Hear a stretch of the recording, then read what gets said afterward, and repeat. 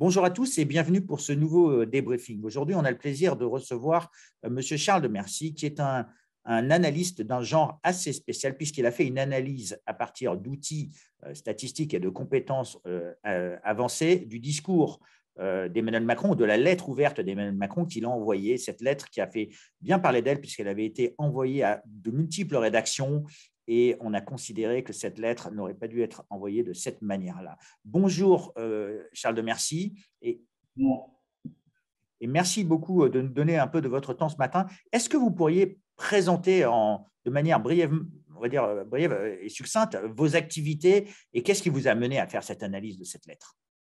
pour faire simple, mon métier, c'est le conseil et l'analyse stratégique. Dans ce cadre-là, j'ai développé une série d'outils qui sont innovants, dont l'analyse sémiomorphologique, c'est-à-dire ça consiste à essayer de comprendre quelles sont la forme des savoirs et la forme des discours.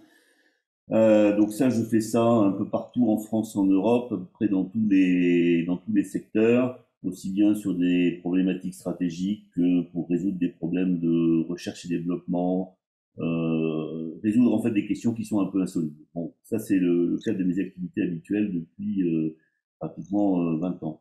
À partir de là, le discours de Monsieur Macron.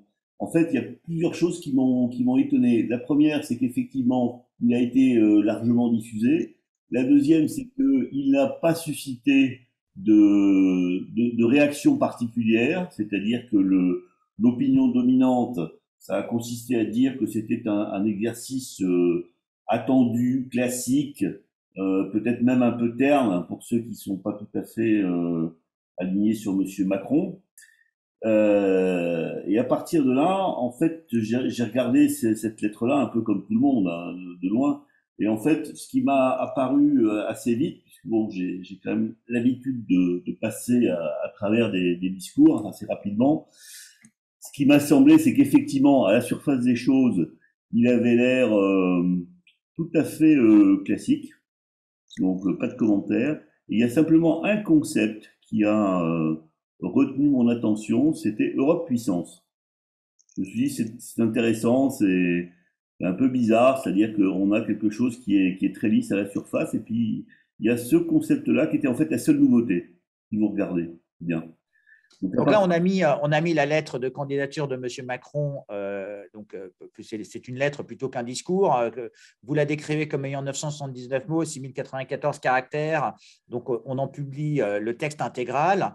Et avec vos outils, expliquez-nous un petit peu donc, vous dites que le premier point, c'est donc le point de Europe et Europe Nation. Comment vous procédez pour faire cette analyse? Quels sont les outils que vous utilisez? Alors, la première chose qu'il faut savoir à propos d'un discours, c'est valable pour ce que vous êtes en train de faire, ce que je suis en train de faire, ce que tout le monde fait tout le temps. D'accord? La première chose qu'il faut avoir à l'esprit, sur lequel il faut s'interroger, c'est qu'est-ce qu'on appelle un discours. Bon, alors un discours, vous avez deux façons de l'aborder. La première, ça consiste à dire, bah, c'est ce qui est rédigé, c'est ce que vous lisez, d'accord. Et puis ensuite, il y a qu'est-ce qui l'anime à l'arrière-plan. Vous voyez, c'est-à-dire quel est l'esprit, quelles sont les intentions qui sont derrière. Bon, et ça, vous ne pouvez pas le découvrir et vous ne pouvez pas le comprendre en restant à la lecture littérale. C'est-à-dire qu'il faut aller au-delà du texte.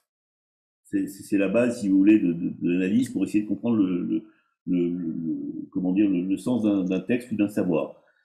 À partir de là, la base de la technique, elle consiste à dire, bon, bah, écoutez, comme dans tout ça, il y a du sens, on va commencer par décomposer le sens, c'est-à-dire essayer de trouver tous les noyaux de signification. Alors, tous les noyaux de signification, quels sont-ils?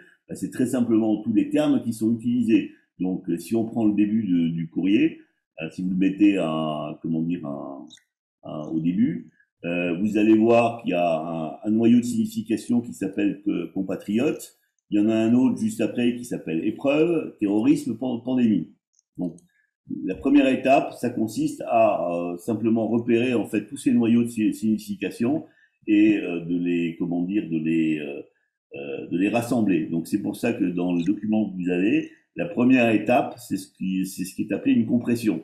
C'est-à-dire que concrètement, vous passez d'une lettre qui contient à peu près 900 mots, et ben vous vous retrouvez en fait en enlevant en fait tout ce qui n'est pas nécessaire, et je vais développer une seconde, vous vous retrouvez en fait plutôt à 500, d'accord, 500 noyaux de signification.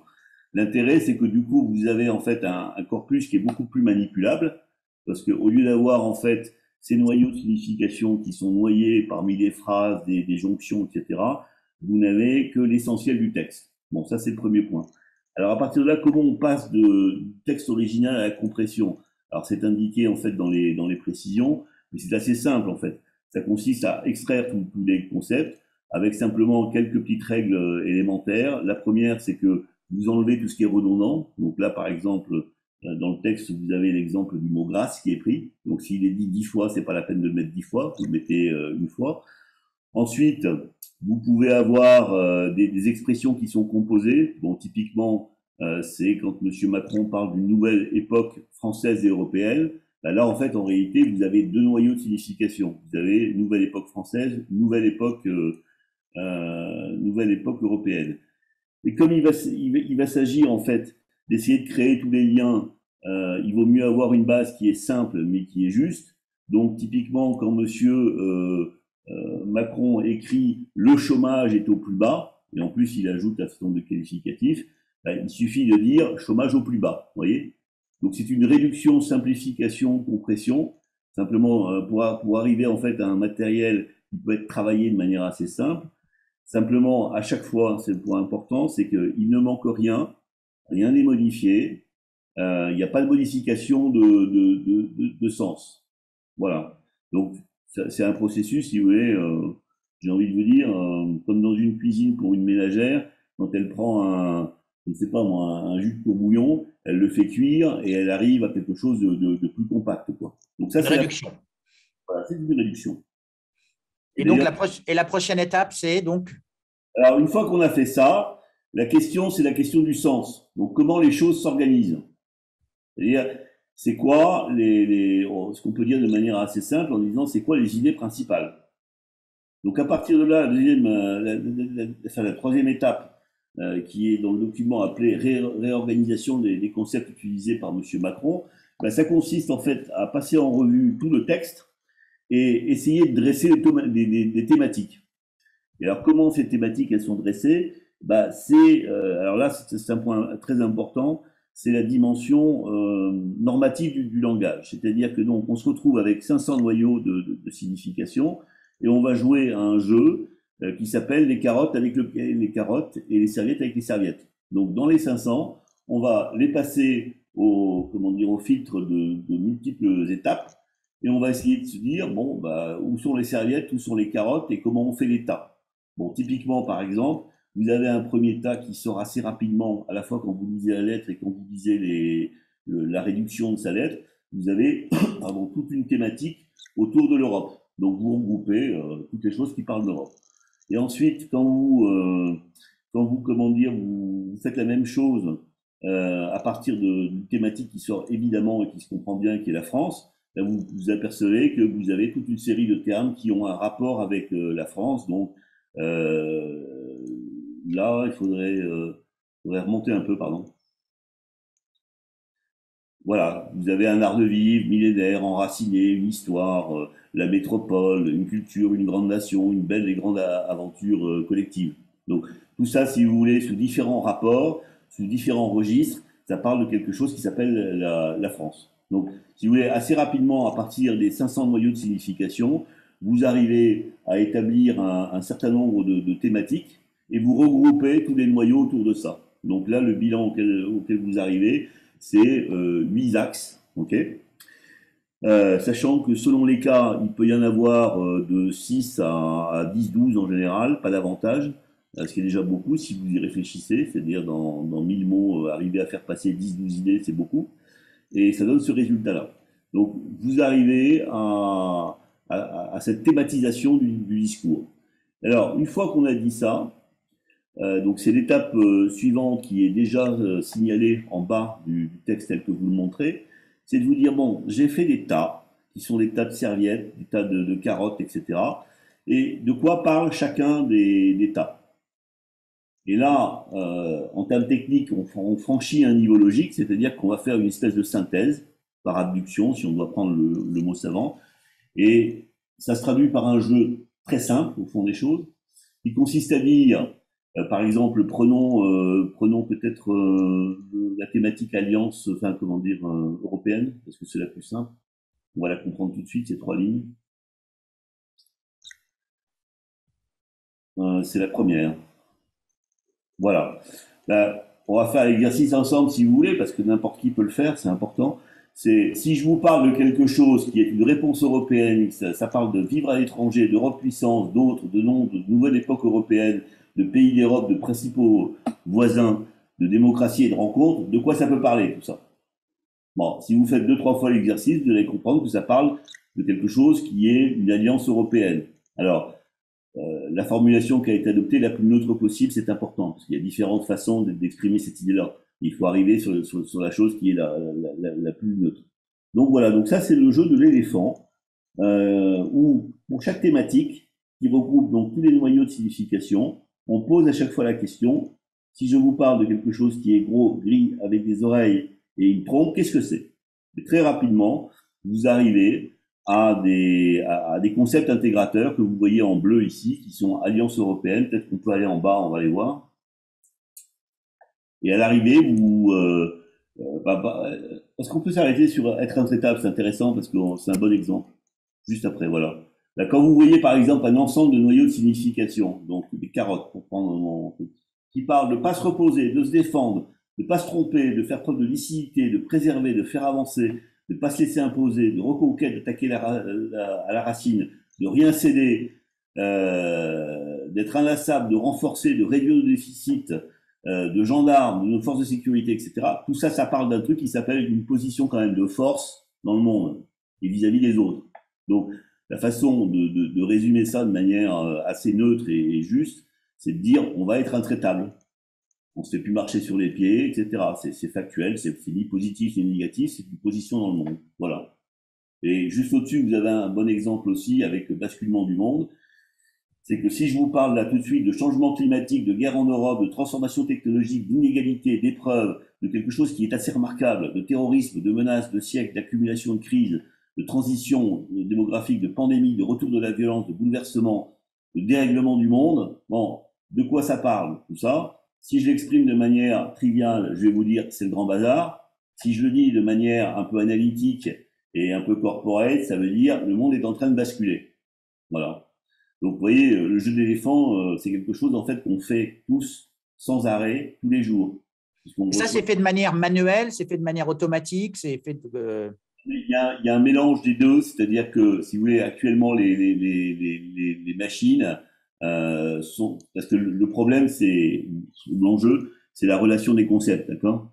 Donc, alors votre question est très importante. C'est-à-dire que dans ce processus-là, on est dans un processus qui est très formel, qui met en jeu, en fait, le langage et le caractère à la fois normé et normatif du langage, d'accord? C'est-à-dire que là, tout de suite, si je vous dis le ciel est vert, vous allez me prendre pour un fou. Pourquoi? Parce que le ciel, c'est forcément bleu, avec des nuances, vous voyez ce que je veux dire? C'est-à-dire que, ouais, bleu ou gris, on va dire. Mais vert, voilà, c'est exclu. si je vous dis il est multicolore, vous dites, monsieur, vous avez fumé. Donc, ce que je veux dire, c'est que le langage que nous utilisons tous, il a une part qui est essentiellement normée et normative.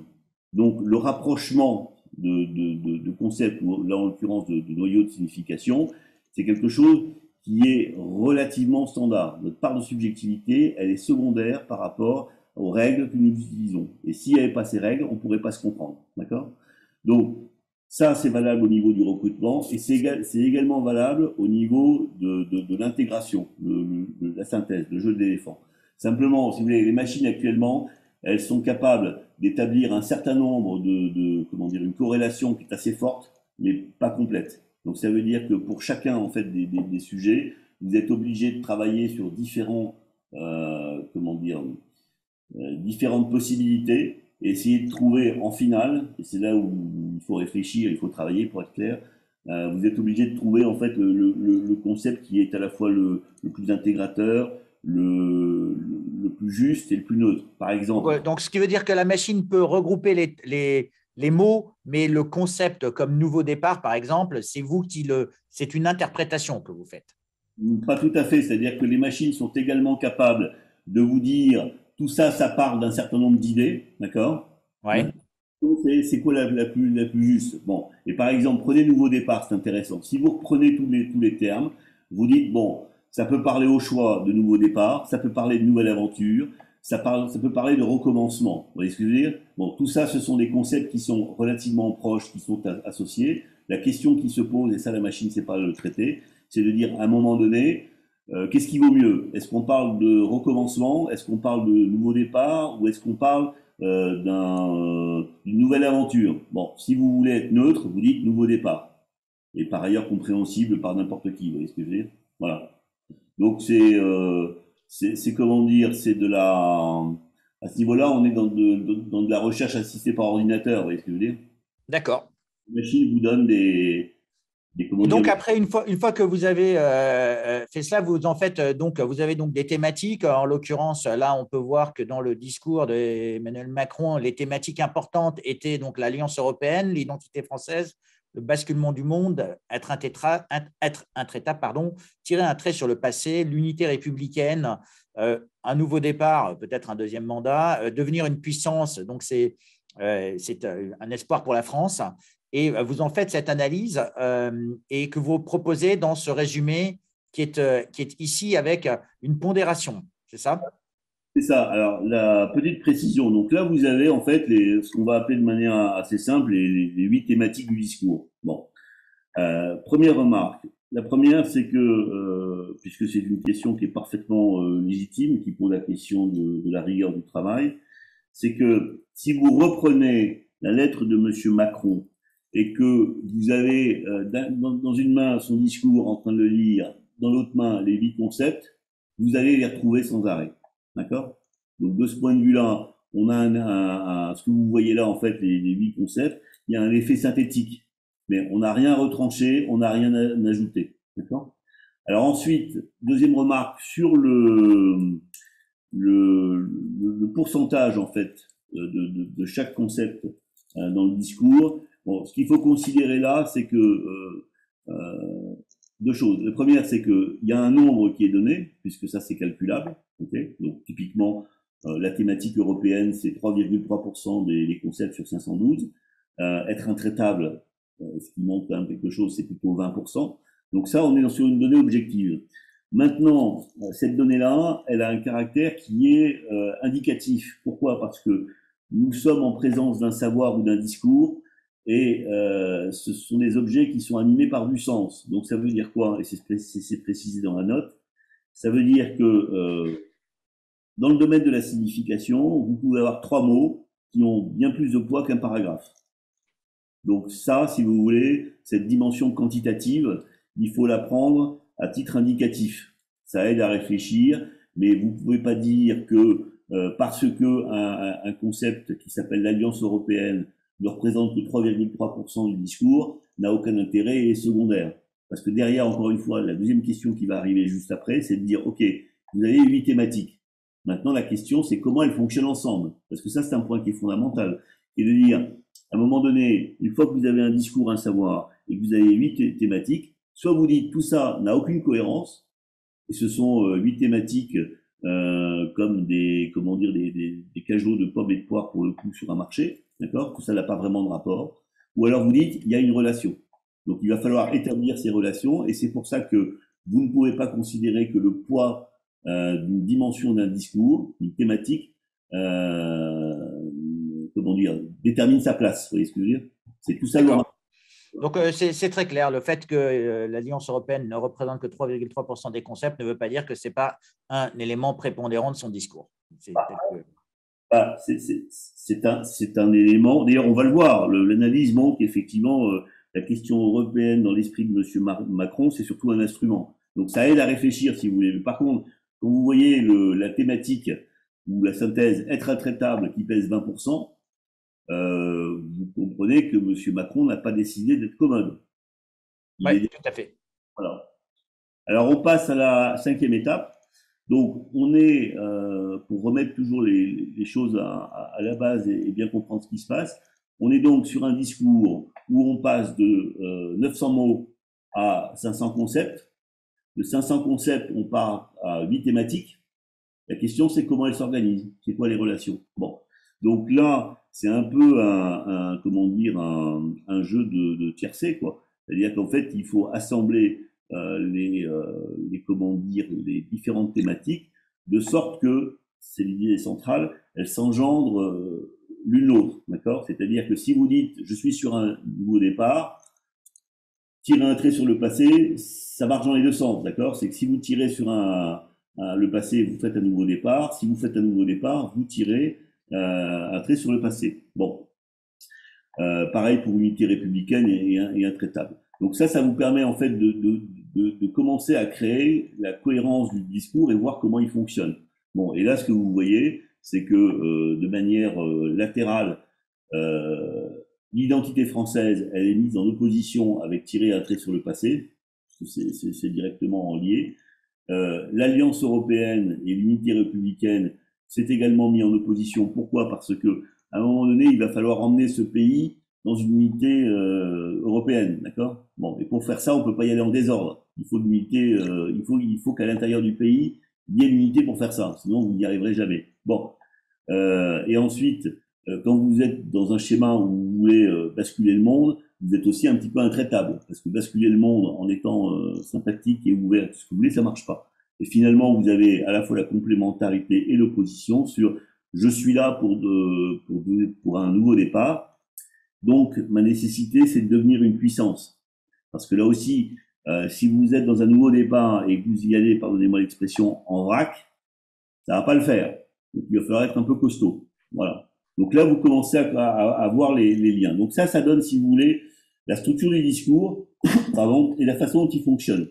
Et une fois qu'on a fait ça, on n'a pas répondu à la dernière question, qui est de dire, OK, mais qu'est-ce qui anime ça? C'est quoi le centre? Qu'est-ce qui régule tout le système, si vous voulez? Un petit peu comme un moteur dans la voiture. Là, on a les pieds détachés, on voit à peu près comment ça fonctionne, d'accord? Où sont les roues, où sont comment dire, où est le réservoir, où est le moteur, etc. Mais à un moment donné, il faut dire où est le moteur, c'est quoi qui est au centre. Et ça permet de bâtir le dernier point, qui est la morphologie du discours. Donc, on parle bien de sémiomorphologie. C'est-à-dire, en fait, là, on voit à la fois comment le discours est structuré et comment il fonctionne.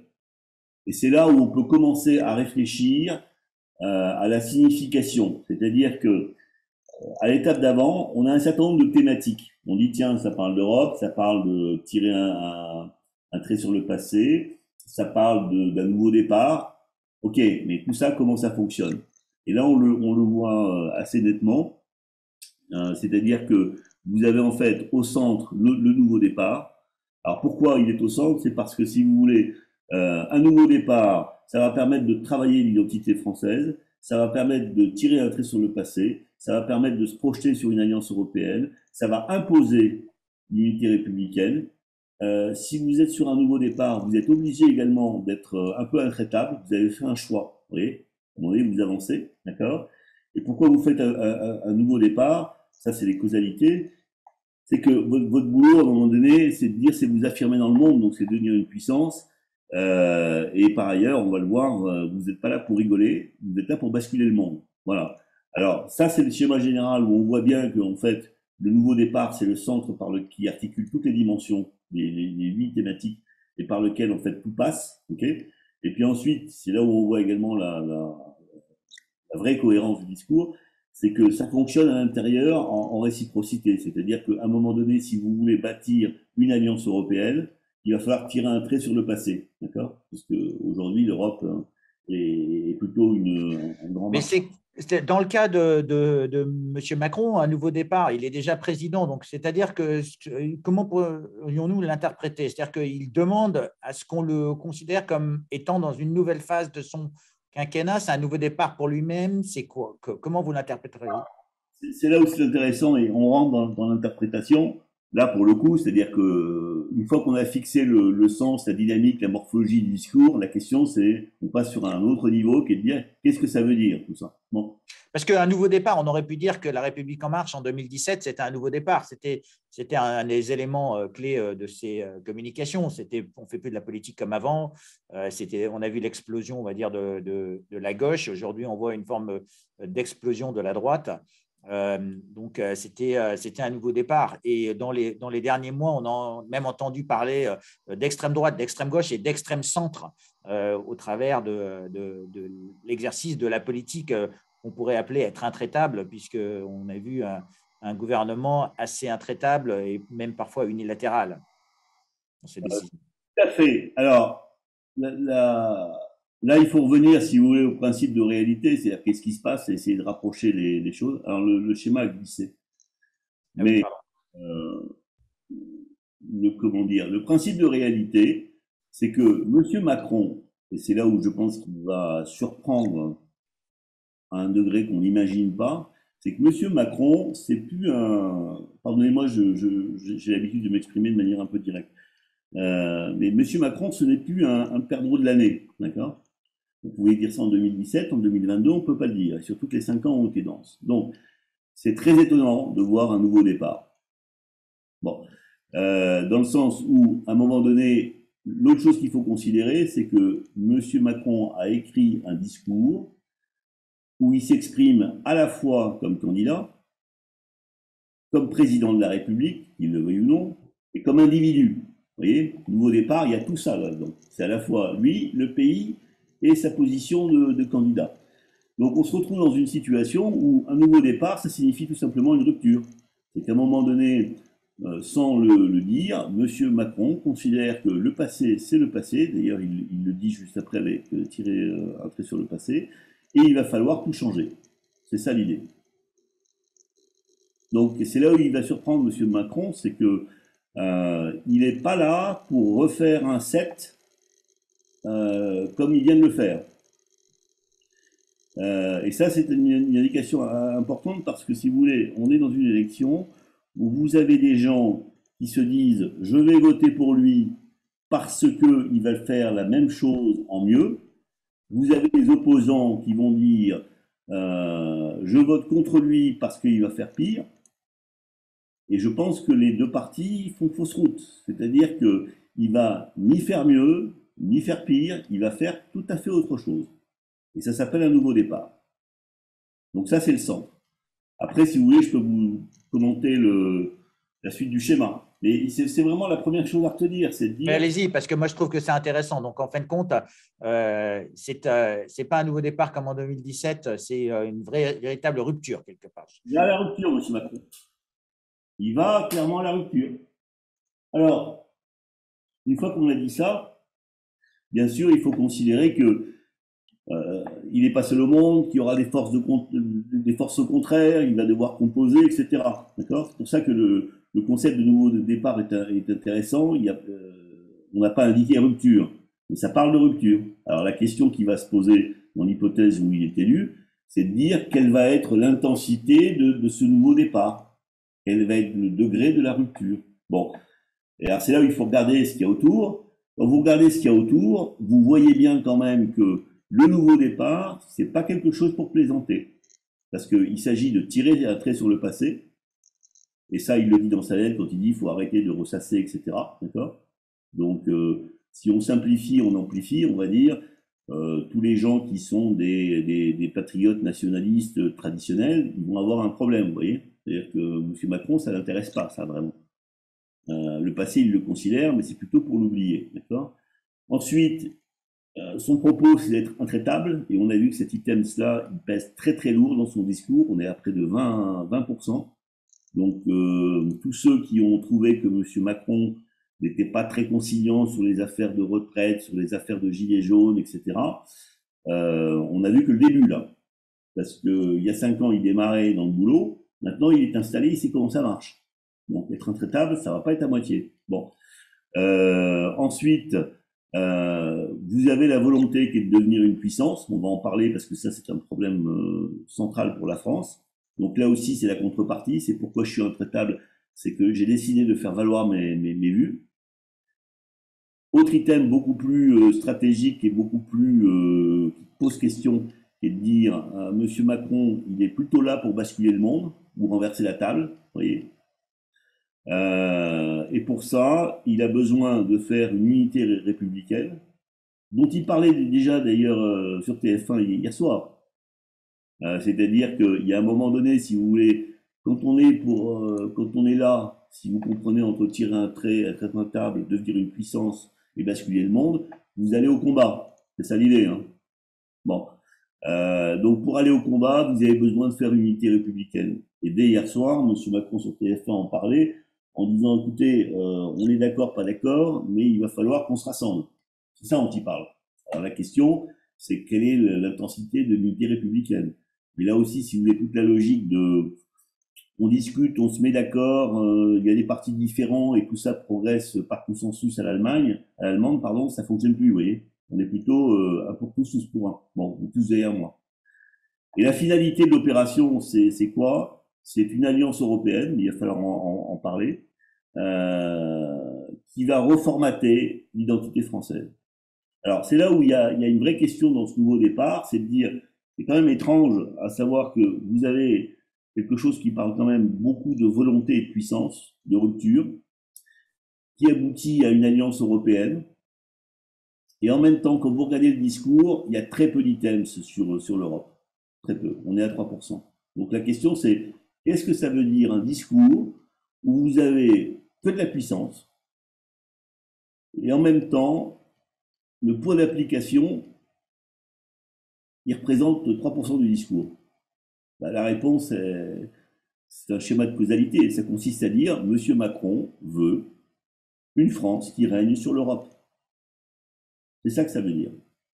Donc, si vous voulez, le nouveau départ, c'est pas une plaisanterie, parce que quand vous regardez, alors cette fois, vous êtes obligé d'injecter du contexte, mais quand vous vous dites, bon, c'est quand la dernière fois que la France a basculé le monde, a fait unité et a pris la main sur l'Europe, bah, vous êtes plutôt en 1801 et Napoléon. Vous voyez? Alors aujourd'hui, cette idée-là, elle peut effectivement, et ça a bâti une sacrée identité française. Et le passé, qui était le passé révolutionnaire ou le passé monarchiste, il a été balayé. Et le bonhomme qui a fait ça, il s'appelait Napoléon. Vous pouvez prendre également Napoléon III si vous voulez, qui était un peu plus soft, mais c'était pas des commodes. Vous voyez? À un moment donné, il fallait que ça marche. Donc, si vous voulez, le schéma dans lequel est M. Macron, alors encore une fois, sous réserve de l'intensité d'application, des forces contraires qu'il pourra avoir, mais on est dans une démarche de type napoléonien. Voilà ce qu'on peut dire. Donc, ce n'est pas une démarche que vous pourriez appeler républicaine ou démocratique. Bah, c'est tout le problème de Napoléon III, par exemple. C'est-à-dire que Napoléon III, on ne peut pas dire que c'était complètement un autocrate.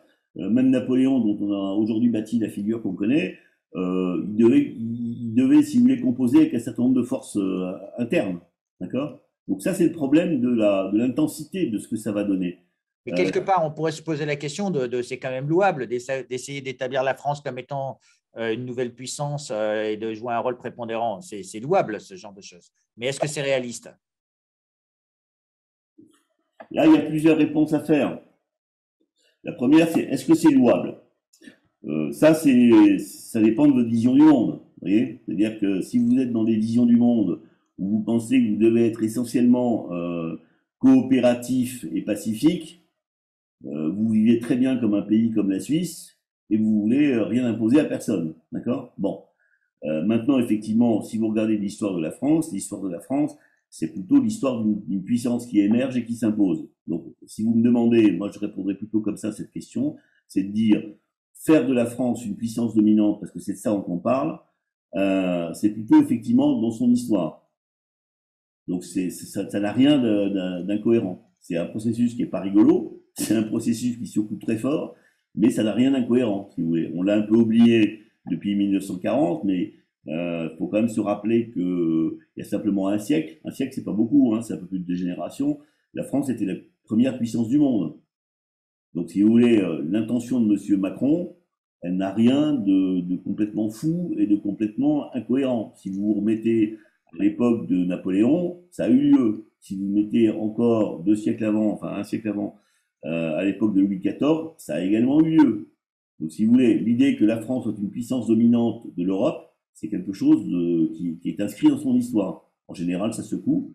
En général, il y a des dégâts, mais c'est pas du tout incohérent. Et alors, à ce sujet-là, ce qu'il faut voir, c'est que, effectivement, vous soulignez là, dans le visuel, c'est intéressant, c'est que un certain nombre de gens qui, à mon avis, n'ont pas compris qui était Monsieur Macron, qui est un personnage, on va le voir, à mon sens, absolument redoutable, pourraient dire, oui, bon, tout ça, c'est Monsieur Macron se rêve, d'accord? Mais il faut voir dans quel contexte on est aujourd'hui. C'est-à-dire qu'on est dans un contexte où, effectivement, et ça, c'est pas une opinion, à mon avis, c'est des faits, la France est mal en point sur un plan économique, financier, industrie, etc. Bon. Simplement, on a quand même 2 choses qui sont très très fortes dans le contexte. C'est le nucléaire. On a en France une puissance nucléaire à la fois civile et militaire. Bon. Et ça, ce qu'il faut voir, c'est que dans le contexte, c'est très très utile. Sur le versant civil, c'est la dimension énergétique. Et comme vous le savez, en ce moment, l'Europe est en train de se rappeler qu'elle a un problème de dépendance énergétique. La solution la plus puissante, la plus efficace, celle qui fonctionne là tout de suite, c'est le nucléaire, d'accord? Le reste, on est à 20-30 ans de possibilités que ça fonctionne vraiment. Donc, la France a un atout majeur sur cette dimension-là. Et c'est également la seule puissance continentale, en face de la Russie, qui a la puissance nucléaire. Je vous rappelle que dans ce pays, on a 300 missiles nucléaires et de quoi faire sauter la planète. Donc, en clair, M. Macron, qui veut faire de la France une puissance dominante, j'insiste, de l'Europe, ça n'a rien, passez-moi l'expression, de déconnant.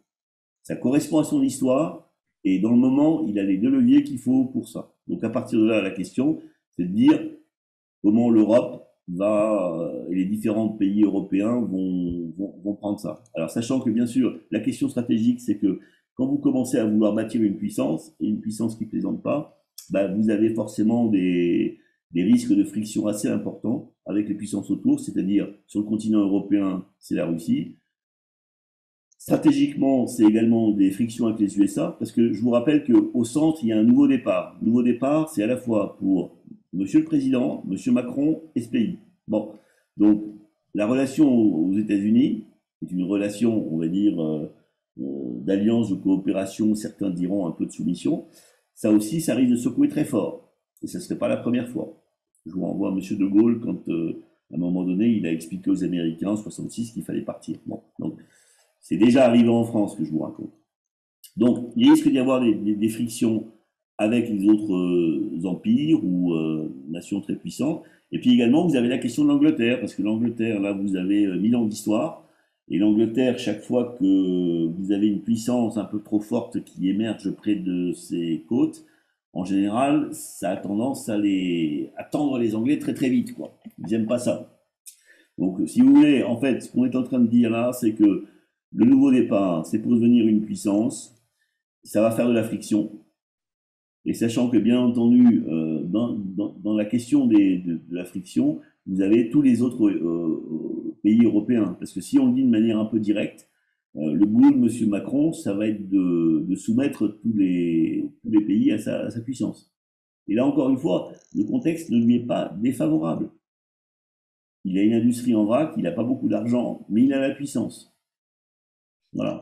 Et donc, c'est comme ça que vous procédez à une forme de conclusion d'analyse sémiomorphologique et géopolitique, telle qu'on peut le voir à l'écran aujourd'hui.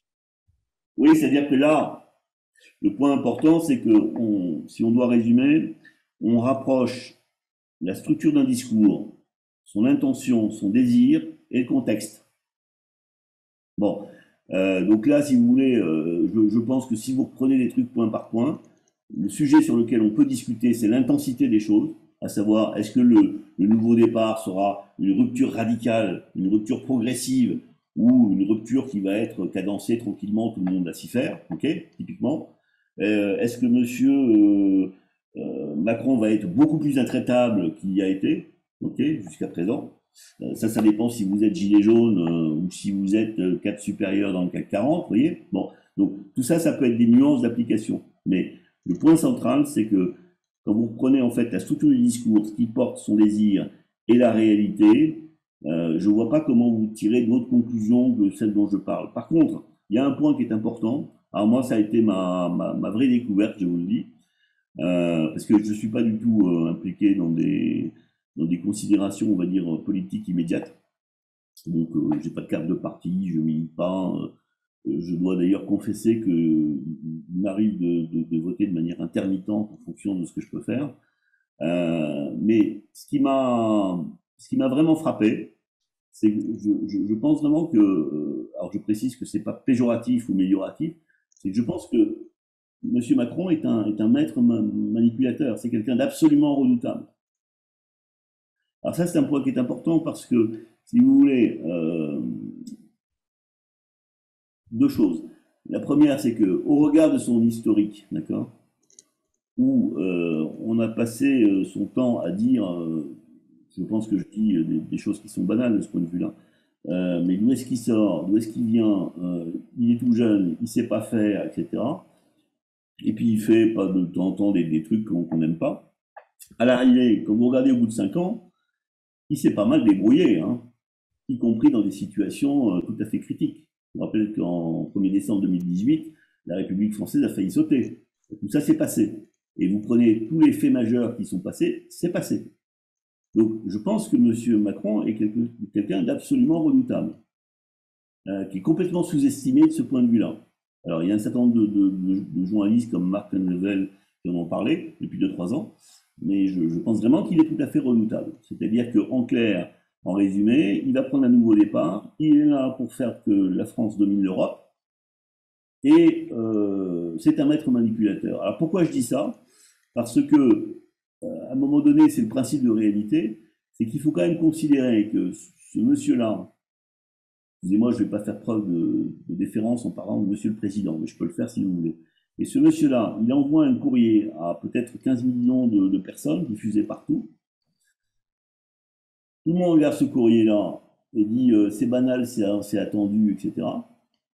Et en fait, quand vous le décortiquez, vous dites non, non, on est dans une rupture de type napoléonienne, ou 1958. Vous voyez? Donc, la conclusion auquel vous arrivez, et moi ça a été la découverte que j'ai faite, c'est de dire il y a deux possibilités.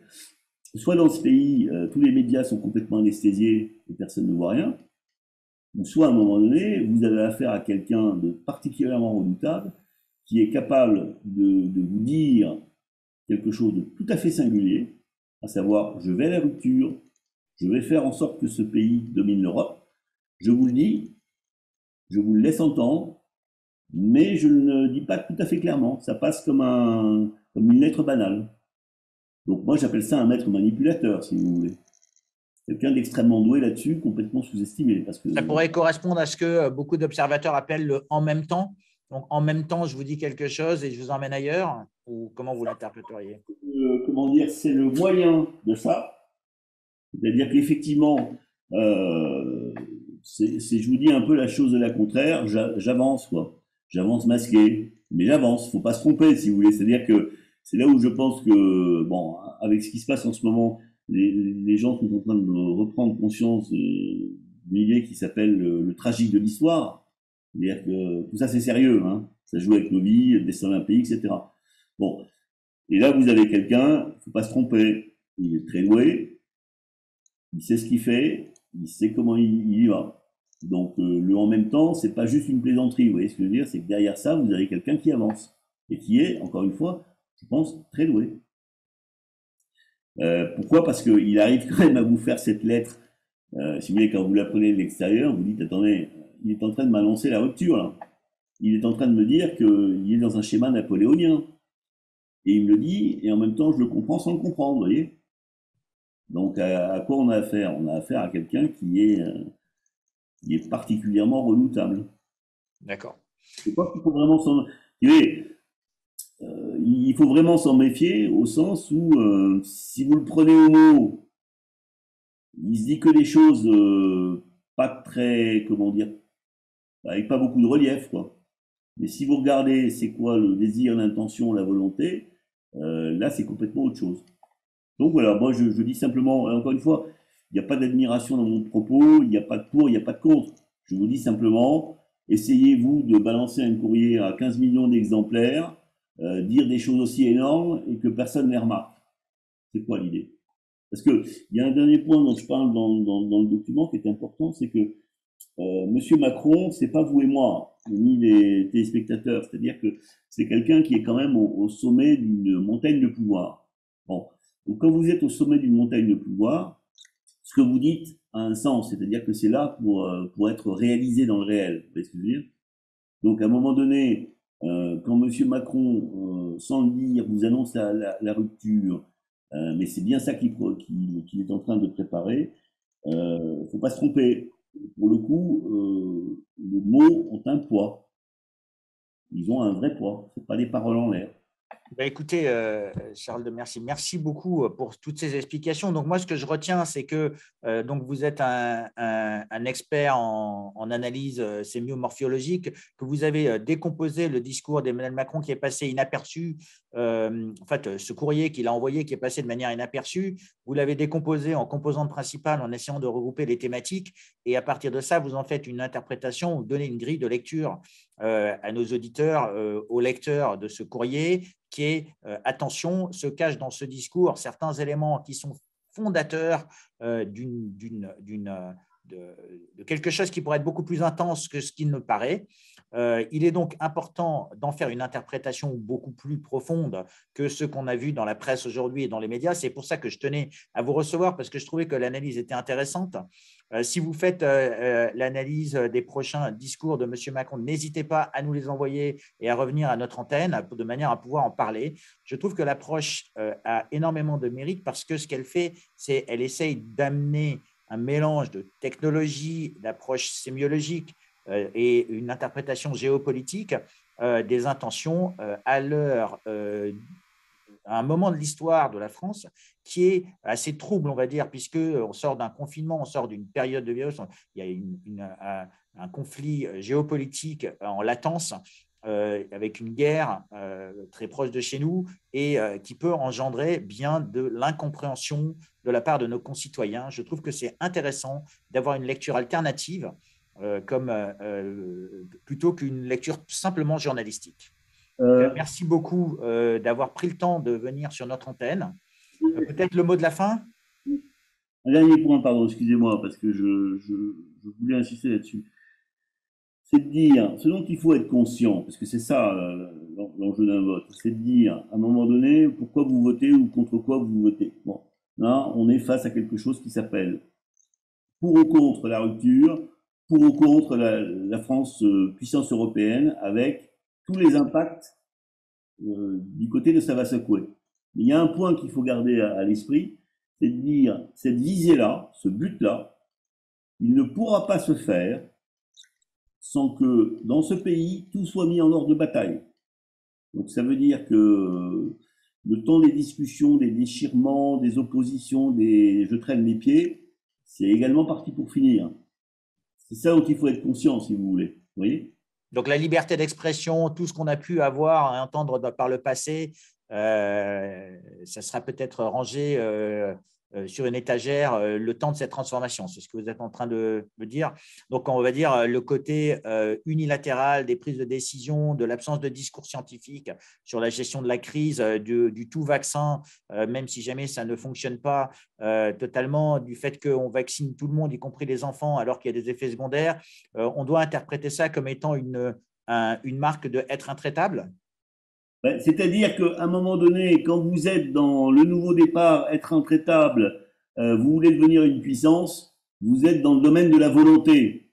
Donc le réel, de ce point de vue-là, est un petit peu secondaire. C'est-à-dire que, et vous parliez de liberté d'expression, bon, ben, là je vous renvoie, parce que vous savez, l'histoire c'est toujours un regard reformulé. Bon, aujourd'hui, vous avez plein de gens qui trouvent que Napoléon III, c'était très bien. Napoléon, vous savez que vous avez des fans de Napoléon et ils sont pas, c'est des gens de toute obédience. Bon, faut voir simplement que ça a correspondu à des époques où l'idée de faire de la nuance, l'idée de discuter, l'idée de dire je suis pas tout à fait d'accord, il faudrait, etc. Tout ça, ça a été balayé. Vous voyez? Donc, en France, on a déjà connu ça. Et même si on veut prendre le général de Gaulle, à un moment donné, regardez par exemple sur une thématique qui s'appelle le nucléaire, comment ça s'est passé à l'époque, ça a été décidé. Hein. Il y a 10 personnes qui ont décidé avec peut-être 50 conseillers. Mais derrière, ce pays a été couvert de centrales. Vous voyez. Donc, ceci pour dire qu'effectivement, on est dans un schéma là où, si M. Macron est élu, le minimum qu'on puisse dire, c'est que ça va beaucoup moins négocier, quoi. Voilà. En résumé. Eh bien, écoutez, je vous remercie, Charles de Merci, d'avoir pris ce temps. On va publier donc ce débriefing qui est assez exceptionnel puisque c'est très rare qu'on ait des experts comme vous. Revenez nous parler des prochains discours ou d'autres discours. Je serais très intéressé d'avoir une analyse du discours d'investiture ou de candidature de Emmanuel Macron de 2017 en utilisant les mêmes techniques. Ce qui serait pas mal, c'est de regarder les évolutions de ces thématiques, de ces items dont vous parlez et de la pondération de ce qu'il y avait. En tout cas, je tiens à vous remercier d'avoir pris le temps de venir à notre antenne. Et je vous souhaite une bonne journée. Merci.